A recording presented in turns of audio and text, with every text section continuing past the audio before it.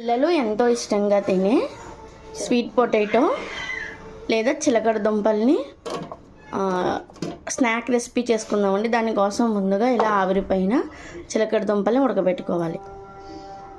మనం ఉడికిపోయిన ఈ ఎర్రదుంపల్ని పైన చిక్కు మొత్తం ఇలా వలిచేసుకుని ముక్కల కింద కట్ చేసుకోవాలి. ఇప్పుడు స్టవ్ పై ప్యాన్ పెట్టుకొని కొంచెం పంచదార వేసుకొని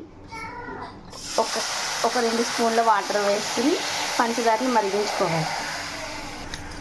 పాకం మొత్తం కరిగి ఇలాగా ఉడికేంత వరకు ఉంచుకోవాలి. దీనికి జస్ట్ చిన్న తీగ పాకం వస్తే సరిపోతుందండి.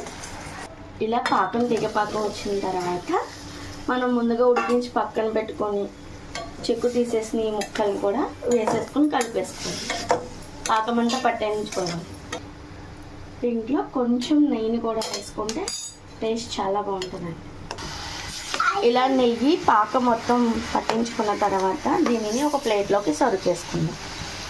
అంతే, పిల్లలు ఎంతో ఇష్టంగా తినే పాకం ఎర్రదుంపలు రెడీ.